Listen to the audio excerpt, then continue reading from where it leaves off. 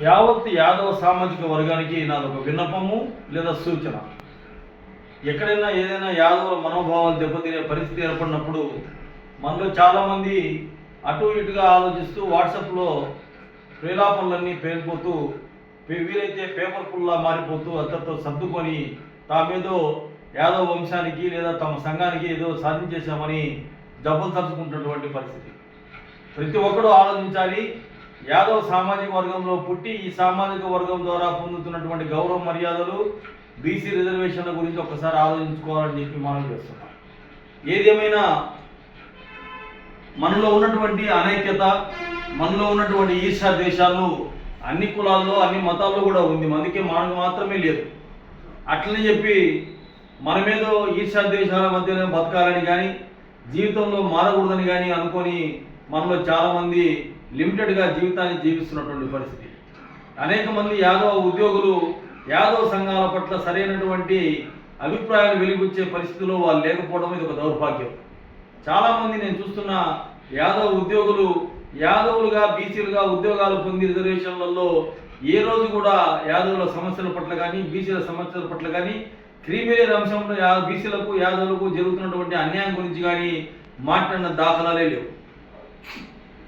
ఎందుకు ఇలా జరుగుతుందని నాకు తెలిసిన మిత్రులు, నాకు తెలిసిన యాదవ సోదరులతో మాట్లాడుతూ ఈ రాష్ట్రంలో ఏర్పడినటువంటి వివిధ యాదవ సంఘాల మీద పోసుకోలు మాట్లాడే వాళ్ళు కొంతమంది ఈ రాష్ట్రంలో ఎన్ని యాదవ సంఘాలు ఉన్నాయి, ఈ రాష్ట్రంలో ఎన్ని యాదవ సంఘాలు ఏం పనులు చేస్తున్నాయి, ఏం సాధిస్తాయని చెప్పి ఒక పిచ్చి వాగుడు వాగుతున్నటువంటి కొంతమంది విధవులకు నేను ఒక సలహా చెప్తున్నా. మీరు చెయ్యరు, మీరు చెయ్యలేరు, మీకు చేయాలనే ఆలోచన కూడా మీరు చేయలేరు కనీసం.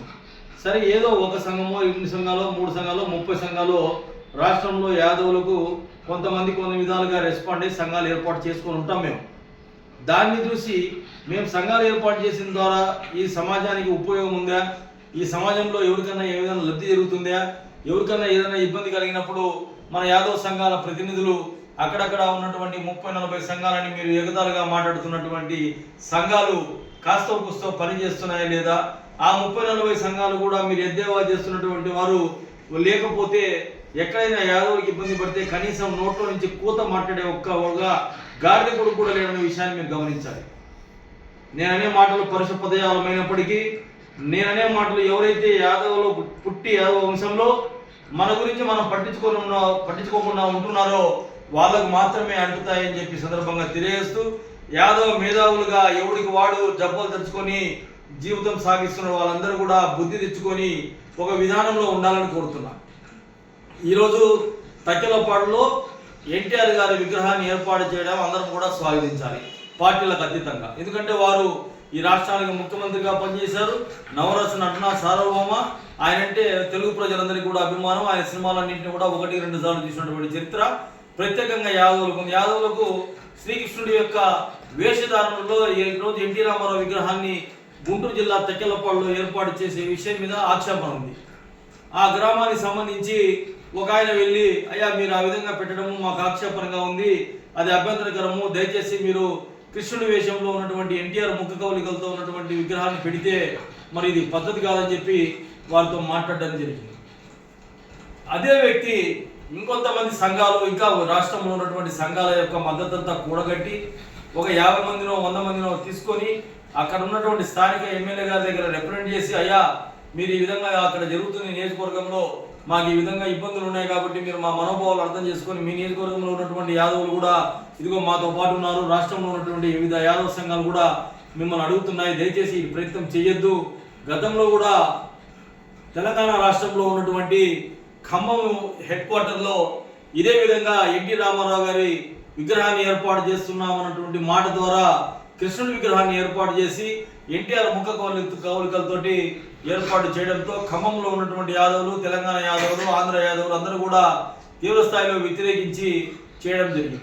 ఆ సందర్భంగా అక్కడ ఉన్నటువంటి తెలంగాణలో ఉన్నటువంటి వివిధ యాదవ సంఘాలు, బహుజన సంఘాలు హైకోర్టు కూడా వెళ్ళి దాని మీద చర్యలు తీసుకోవడానికి ప్రయత్నం చేయడం కూడా జరిగింది. ఆ తర్వాత అక్కడి యొక్క సామాజిక వర్గం వారు ఇది కరెక్ట్ కాదని మనం అందరం చెప్పిన తర్వాత మన యొక్క మనోభావాలను వాళ్ళు గౌరవిస్తూ అక్కడ ఉన్నటువంటి కృష్ణుడు బొమ్మకు ఉన్నటువంటి ఎన్టీఆర్ గారి ముఖ కవలికలను తప్పించడం జరిగింది. వారికి కూడా ఈ సందర్భంగా అప్పుడు ధన్యవాదాలు చెప్పాము, ఇప్పుడు కూడా ధన్యవాదాలు చెప్తున్నాం.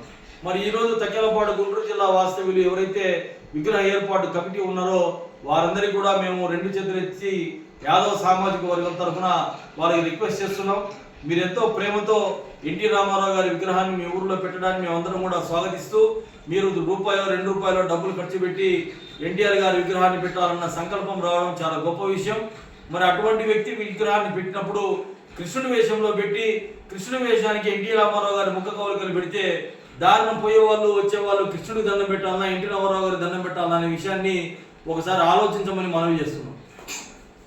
ఏదేమైనా రాష్ట్రంలో అనేక చోట్ల యాదవుల మీద ఇబ్బందికరమైనటువంటి దాడులు, ఇబ్బందికరమైనటువంటి మాటలు, కాస్త ఆక్షేపణీయమైనటువంటి మాటలు గ్రామీణ ప్రాంతాల్లో జరుగుతున్న విషయం తెలుసు. పట్టణ ప్రాంతాల్లో జరిగితే వ్యతిరేకిస్తారు. మేము కూడా దాడులు చేస్తే ప్రతిదాడులు చేయడానికి ఆంధ్రప్రదేశ్ తెలంగాణలో ఉన్నటువంటి యాదవులకు దమ్ము ధైర్యం అంతా ఉంది. కానీ గ్రామీణ ప్రాంతాల్లో ఉన్నటువంటి పరిస్థితుల ప్రభావం వల్ల, గ్రామీణ ప్రాంతాల్లో ఉన్నటువంటి పశు సంపదను పెంచుకోవడానికి ఉన్నటువంటి ఇబ్బందుల వల్ల, గ్రామాల్లో పశు సంపద వారికి మెయిన్ జీవనాధారమైనందువల్ల ఎన్ని మాటలన్నా ఎంత తీవ్రమైనటువంటి పదజాలం వాడుతున్నా కూడా ఒక వర్ణం ఒక వర్గం అని కాకుండా ఈ విధంగా పశు పోషకులను ఇబ్బందికరమైనటువంటి మాటలు మాట్లాడుతున్నటువంటి పరిస్థితులు మనం గమనిస్తున్నా కూడా, వారి మీద దాడులు జరుగుతున్నా కూడా, వారి యొక్క పొలాల్లోకి జీవరాశులు వెళ్తే వాళ్ళను కట్టేసి కొట్టినా కూడా కొంతవరకు స్పందన మాత్రమే వస్తుంది. కానీ తీవ్ర స్థాయిలో కేసులు నమోదు చేసి ఎవరైతే దాడి చేస్తున్నారో వాళ్ళ మీద కేసులు నమోదు చేసే ఆలోచన చేయడం లేదని కూడా ఈ సందర్భంగా రాష్ట్రంలో ఉన్నటువంటి 2 తెలుగు రాష్ట్రాల్లో ఉన్నటువంటి యాదవ సంఘాల ప్రముఖులకు, బాధ్యులకు, సంఘ నిర్మాతలకు, సంఘ బాధ్యులకు కూడా నేను మనవి చేస్తున్నా. నేను 1984లో 10th క్లాస్ అయిపోయిన తర్వాత మా తండ్రి గారు స్వర్గీయ పెన్నిక గంగయ్య గారు రిటైర్డ్ కమర్షియల్ ట్యాక్స్ ఆఫీసర్. అప్పుడు వారు రిటైర్ అయిన తర్వాత శ్రీశైలంలో ఉన్నటువంటి యాదవ అన్నదాన సత్రానికి అధ్యక్షులుగా నియమించబడ్డారు, ఎన్నుకోబడ్డారు. వారు అప్పుడు మా ఇంట్లో జరుగుతున్నటువంటి సమావేశాలు, ఇక్కడ ఉన్నటువంటి వ్యక్తుల యొక్క సమూహం జరుగుతున్న సమ్మేళనాలు అవన్నీ చూసి 1984లో నాకు 14 సంవత్సరాల వయసు ఉన్నప్పుడు నేను కూడా ఇన్స్పైర్ అయ్యి నాతో పాటు కొంతమంది కలిసి అప్పటి నుంచి ఇప్పటిదాకా యాదవ సేవ, బీసీల సేవ అని ముందుకు తిరుగుతూ ఉన్నాం. మా ప్రాంతంలో ఉన్నటువంటి కాటమరాజు దేవస్థానానికి సేవకులుగా మేము ఇక్కడ సేవలు అందిస్తున్నటువంటి పరిస్థితి. మరి మా తండ్రి గారి స్ఫూర్తితోటి యాదవ సంఘాలకు ఆ రోజు మా తండ్రి గారు చదువుకున్న వారు ఉన్నత ఉద్యోగస్తులు కాబట్టి వారు ఇచ్చినటువంటి స్ఫూర్తితో మేము ముందుకు వెళ్ళి సంఘాలను నడుపుతూ యాదవుల పట్ల ప్రేమాభిమానాలు కలిగి ఉండి మా దగ్గర ఏదైనా పొరపాటు ఉంటే మా పొరపాట్లు మేము సరిదిద్దుకుంటూ జరుగుతున్నటువంటి అనేక సంఘటనల మీద మేము వీలున్నంత వరకు మా శక్తి మేరకు స్పందిస్తూ ఎవరైనా ఇబ్బందులు పెడితే ఇబ్బందులు పెట్టిన వారితో కూడా మాట్లాడుతూ మేము ముందుకు వెళ్తున్నటువంటి పరిస్థితి. మరి అందరూ కూడా నాలాంటి వారు చాలామంది ఈ రాష్ట్రంలో యాదవుల పట్ల, యాదవ సామాజికం పట్ల బాధ్యతగా వ్యవహరిస్తూ మనం ఈ కులంలో పుట్టినందుకు మనం ఈ కులానికి ఏమన్నా చేయాలన్నటువంటి ఒక ఆలోచనతో ముందుకు వెళ్తున్నటువంటి పరిస్థితి. మాలాంటి వారందరినీ వ్యతిరేకించే వాళ్ళు, విమర్శించే వాళ్ళు, కుళ్ళుకునే వాళ్ళు, ఈర్ష్యపడే వాళ్ళు చాలామంది ఉన్నారు. నేను ఒకటే చెప్తున్నా, సేవ చేసే వాళ్ళందరికీ కూడా నాది ఒకటే విన్నపం, ఏరుగు పోతుంటే ఏదో మరుగుతున్నట్టుగా మనం అవన్నీ పట్టించుకోకుండా వాళ్ళలో కూడా మార్పు వచ్చే ప్రయత్నం చేద్దామని ఈ సందర్భంగా మీకు తెలియజేస్తూ, ఏదున్నా సరే తక్కెలపాడులో ఉన్నటువంటి పరిస్థితులను మనము నిన్న రాత్రి మన రాష్ట్ర అధ్యక్షులు పేరయ్య యాదవ్ గారు, అదేవిధంగా అఖిల భారతీయ యాదవ మహాసంఘం రాష్ట్ర అధ్యక్షులు పేరయ్య యాదవ్ గారు, అఖిల భారతీయ యాదవ మహాసభ రాష్ట్ర అధ్యక్షులు లాకా వెంగళరావు యాదవ్ గారు, అక్కడ ఉన్నటువంటి స్థానిక శాసనసభ్యులు వారితోటి రాత్రి 11 గంటప్పుడు వారిని సంప్రదించి, అయ్యా మాకు అబ్జెక్షన్ ఉంది, మీ నియోజకవర్గంలో జరుగుతున్నది యాదవుల మనోభావం ఇబ్బంది పెడుతున్నారు, అక్కడ స్థానికంగా ఉన్నటువంటి వాళ్ళు కూడా బాధపడుతున్నారు కాబట్టి మీరు అక్కడ విగ్రహ ఏర్పాటు చేసినటువంటి వారందరితో కూడా మాట్లాడి ఇది మంచి పద్ధతి కాదని చెప్పి కృష్ణుడి విగ్రహానికి ఎన్టీఆర్ రూపురేఖలు వచ్చేటువంటి విధంగా చేసిన దాన్ని ఖండించి మీరు వారికి సర్ది చెప్పి మా మనోభావాలను అర్థం చేసుకోమని చెప్పి మా యాదవుల యొక్క ఆత్మగౌరవాన్ని మీరు గౌరవించి మమ్మల్ని ఈ విషయంలో అర్థం చేసుకోవాలని కూడా చెప్పడం, వారు దాన్ని పరిశీలిస్తారని చెప్పడం కూడా జరిగిందని ఇందాకనే వారు ఫోన్ ద్వారా తెలియజేశారు. మరి ఏది ఏమైనా దయచేసి రాష్ట్రంలో ఉన్నటువంటి యాదవులందరూ కూడా ఫస్ట్ మీ అందరూ నేర్చుకోవాల్సింది ఈ సమాజం పట్ల అవగాహన, ధైర్యంగా ఉన్నటువంటి పరిస్థితులు మనకు ఉండాలి. లేకపోతే మనం ఎక్కడా కూడా ఇబ్బందులు పడడమే తప్ప వాటి నుంచి బయటపడడానికి మన తరాలు సరిపోవు. ముఖ్యమైన విషయం, మనందరం కూడా అధిక శాతం మందిమి మన పిల్లల్ని తీసుకెళ్ళి కార్పొరేట్ స్కూళ్ళలో చదివిస్తున్నటువంటి పరిస్థితుల్లో, కార్పొరేట్ కాలేజీలో చదివిస్తున్న పరిస్థితుల్లో మన పిల్లలకు కనీసము బీసీ అంటే తెలియదు, రిజర్వేషన్ ఓబీసీలో మనం ఉన్నామన్న సంగతి తెలియదు. మనం యాదవులము, యాదవ సామాజిక వర్గము, మనలో ఇన్ని శాఖలు ఉన్నాయి. మనలో ఉన్నటువంటి ఈ శాఖలన్నీ ఒకటే, యాదవులందరూ ఒకటే. శ్రీశైలంలో యాదవుల సత్రం ఒకటి ఉంది, ఆంధ్రప్రదేశ్ యాదవులకు. దాని గురించి మనమందరం ఐక్యమత్యంగా ముందుకు పోవాలనే ఆలోచన రావడం లేదు. మనతో పాటు ఉన్నటువంటి మన ముందు తరం వాళ్లకు కనీసం కులాభిమానం కూడా లేకుండా పోతున్నటువంటి పరిస్థితి. మనం అంతమంది పిల్లలు మనతోటి ఏందయా మీరు యాదవ సంఘాలు అవి ఇవన్నీ పెట్టుకొని తిరుగుతున్నారని చెప్పి మనల్ని అంటుంటే వాళ్ళకి నచ్చ చెప్పి వాళ్ళు కూడా మన దారిలో సంఘాలకు తీసుకురావాల్సినటువంటి బాధ్యత మా తండ్రి గారి ద్వారా మేము నేర్చుకున్నటువంటి అలవాట్లను మన పిల్లలకు మనం నచ్చ చెప్పాల్సిన పరిస్థితి. బీసీలలో పుట్టిన మనము ఏ ఉద్యోగానికి పోవాలన్నా, ఏ ఎంసెట్ కానీ ఇంకొకటి కానీ అపియర్గా అయిన తర్వాత సీట్ సాధించాలన్నా మనం ఓబీసీ సర్టిఫికేట్ తీసుకోవాలి. సంబంధిత తహసీల్దార్ కార్యాలయాల్లో ఓబీసీ సర్టిఫికేట్ తీసుకోవాలంటే మీరు సంపన్న శ్రేణి కిందకి వస్తారు. తల్లి తండ్రి ఉద్యోగస్తులు, లేకపోతే మీకు ఉన్నటువంటి ఆర్థిక వనరులు ఇట్లున్నాయి, సంవత్సర ఆదాయం 8 లక్షల కంటే మీకు ఎక్కువ ఉంది కాబట్టి మీరందరూ కూడా సంపన్న శ్రేణి అని చెప్పి అవగాహన లేనటువంటి రెవెన్యూ అధికారులు చెప్తుంటే మన వాళ్ళందరూ కూడా ఏమీ చేయలేక వీలున్న చోట వాళ్ళని ఏదో విధంగా తృప్తిపరిచి సర్టిఫికేట్ తీసుకోవడం మేము సంపన్న శ్రేణి కాదు అని, లేదా మన సంపన్న శ్రేణి కాదు అని చెప్పి వాళ్ళు మనం క్రిమిలేయర్ కింద సంపన్న శ్రేణి కింద సర్టిఫికేట్ ఇస్తే దాన్ని తీసుకొని మనం అప్లికేషన్ దరఖాస్తు పెడితే ఓబీసీ కోటాలో పుట్టి ఓబీసీ రిజర్వేషన్లు పొందే అర్హత ఉన్నటువంటి మనము ఓసీ జనరల్ కోటాలోకి నెట్టివేయబడుతున్నామని కూడా ఈ సందర్భంగా తెలియజేస్తూ, ఈ విషయాలు ఏమి కూడా మన ముందు తరానికి తెలియవు.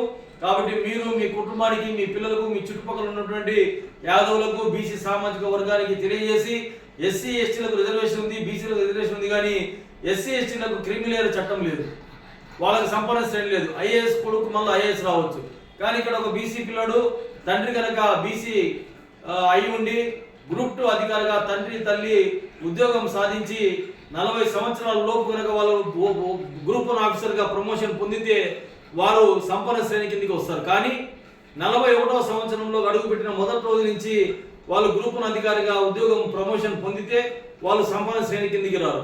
ఇటువంటి అనేక అంశాలు ఉన్నటువంటి ఈ పరిస్థితుల్లో మన పిల్లలకు ఏదైతే గుదిగొండగా మారిందో ఆ విషయాన్ని గురించి కూడా యాదవ్ సామాజిక వర్గం మిగతా బీసీలందరినీ కూడా అవేర్నెస్ క్రియేట్ చేసి మనందరం కూడా కలిసి ముందుకు పోవాలని కూడా ఈ సందర్భంగా తెలియజేస్తున్నాం.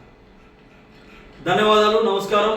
మీ అందరూ కూడా ఇంతసేపు నా వీడియో విన్నందుకు మీకు మద్దతుగా నేను నమస్కారాలు తెలియజేస్తూ, దయచేసి దీన్ని నేను ఫేస్బుక్లో పెడుతున్నా, సోషల్ మీడియాలో పెడుతున్నా, మీకు నచ్చి ఇతరులకు కూడా ఈ అంశాలన్నీ తెలియాలంటే షేర్ చేయవలసిందిగా మనవి చేస్తున్నా. ఈ షేర్ చేయడం వల్ల నాకు ఎలాంటి లాభాపేక్ష లేదు, కేవలం నా కులం, నా బీసీలు అన్ని అర్థం చేసుకుంటారు, తెలుసుకుంటారన్న ఉద్దేశంతో ఈ విధంగా మీ అందరికీ మనవి చేస్తున్నాను, తెలియజేస్తూ ధన్యవాదాలు, నమస్కారం. నా పేరు పిన్నిక లక్ష్మీప్రసాద్ యాదవ్, పిఎల్పి యాదవ్ అంటారు నన్ను. నేను న్యాయశాస్త్రం చదువుకున్నాను. ప్రస్తుతం మార్కాపురంలో ఇండియన్ గ్యాస్ డిస్ట్రిబ్యూటర్గా వ్యాపారం చేసుకుంటున్నాను. మాది ప్రకాశం జిల్లా మార్కాపురం. నమస్తే.